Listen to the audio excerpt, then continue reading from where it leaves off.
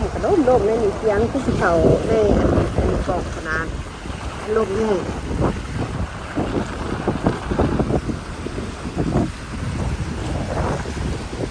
เป็ดปลาไฮเบิร์ดวันนี้ปลากินดี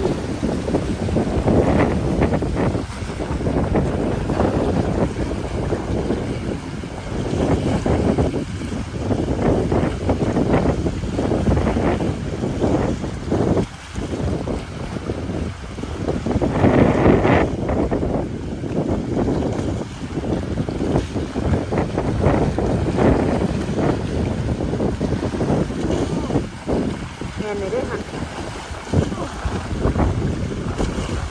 โอ้ตัวใหญ่ซะ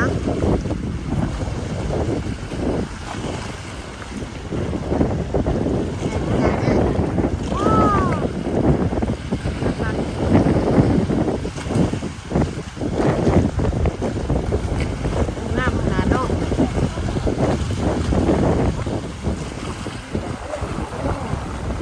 ได้นิมิตในบ้านมันอีก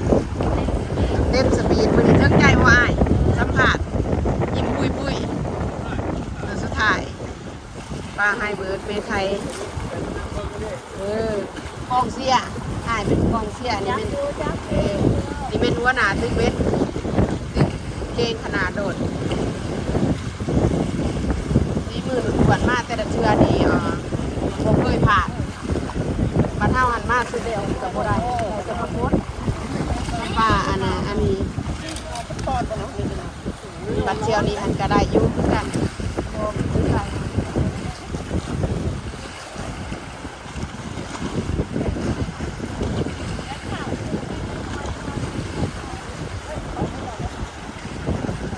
มันเกี่ยววะเอาติดตั้งไว้ให้แน่เลยครับ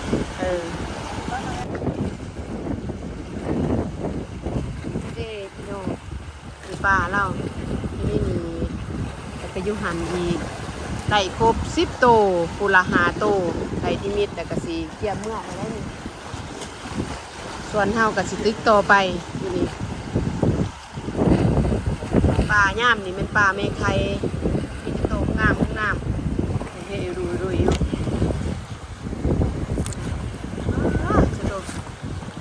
ตัวมาเริ่มเฉยเตะตัวนี้คือใหญ่กระเดือกกระโดดแต่ตัวยูดุมนี่ถูก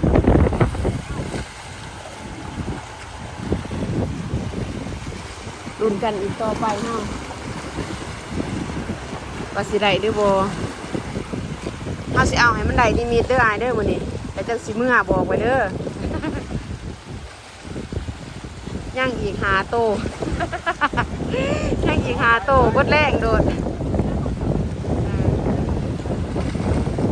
เอาจับเบิ่งเตเอ้ยเอาเบิ่งล้างก่อนว่าซั่นโซ่พี่โซ่น้องเบิ่งปลาตัวสุดท้าย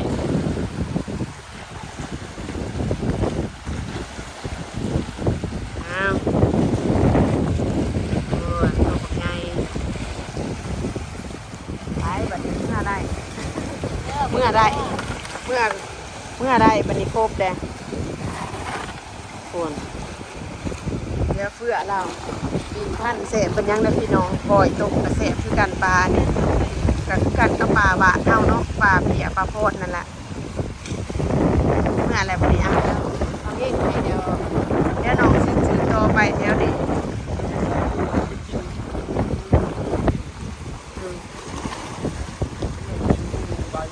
โอ้มันเดิมกิน1 โมงบ่ายโมงมาซื้อต่ออยู่นี่ตะกี้หันตึกฟังเมืองนั้นอะไรจะโตไหลเข้ามาเท่าไหร่ปลาแล้ว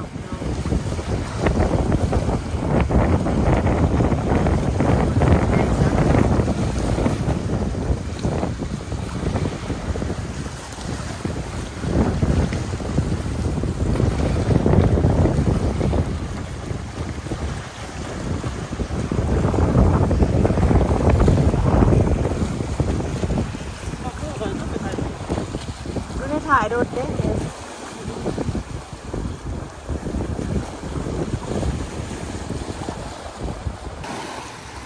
อันนี้เป็นเนื้อที่ใส่เสียเป็ดเลยพี่น้องเอากุ้งถอยหลัง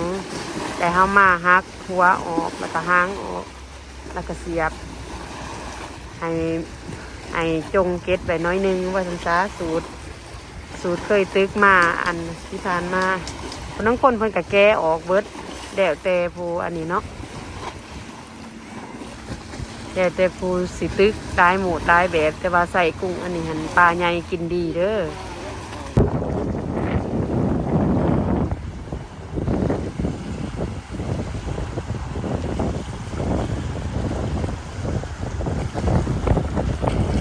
มาใส่ไก่บ่ปลาโอ้โชคดีเนาะจากมื้อเนาะหมดยุคโผให้ดีใจร้ายพี่น้องคนใดปลาเลยดีทุกคนมันก็มาตื่นตายด้วยกันเด้อเพราะว่าช่วงนี้มันต้องการปลาในพี่น้องน้ำท่วมเนาะเดือนท่วมมากเดือนมันเป็นเดือนนี้เพราะว่าในช่วงปีนี้มันเป็นต้องเลยโซ่หาน้ำของไรน้ำไรต้องน้ำเลยโอยตกมันจะได้ว่าได้ยินว่าเขาเป็นผู้ใช้ยังกะไปน้ำเขาบอกมองบนไม้นะคะลงมาตึกกับพ่อไรอยู่ถ้าตึกหางกันป่ากินเบ็ดกันเด็ดพี่น้องมื้อนี้หันให้ไผก็ได้ยังว่ามานเบิดทุกคนกันเบ็ดเป็นกองใดกองนี้ก็สิโตใหญ่เนาะเขาว่าเนาะโอ้คุณนะคุณโอ้เก่งเด็ดเฮ้ยคุณนะโตบักใหญ่ซะที่โตพวกนี้เอายามแดงเลยเดาจะท่านฝ่าเมื่อแล้วว่าท่านเมื่อบ่เจ้าเดินยังบ่เห่าบอกว่าจะตั้งมือเตี้ย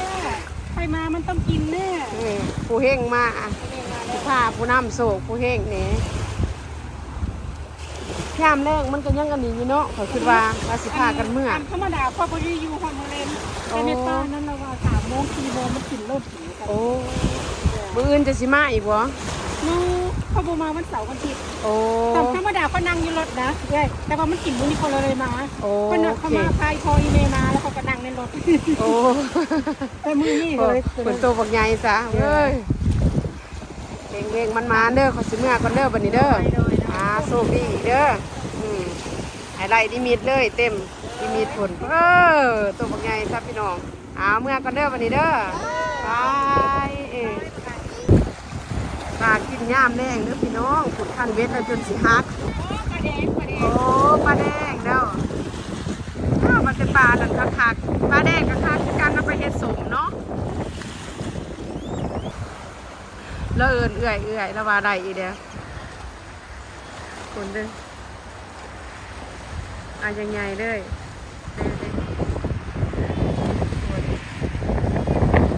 เอวใหญ่มวนแห้ง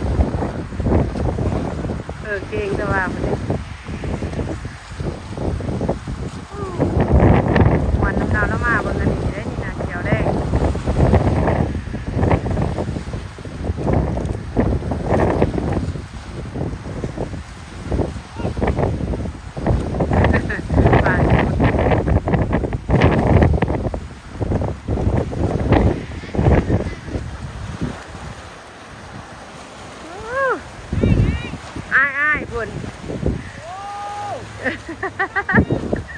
ตัวใหญ่ขนาดเลยเท่าไหร่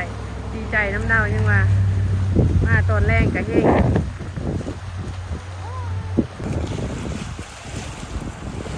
เมื่อกันเด้อวันนี้พี่น้องคอยทำดงแดงเลยขอบใจได้ร้ายเขาเบิ่งมาหับซุ่มคลิปหนาเจอกันใหม่บ๊ายบาย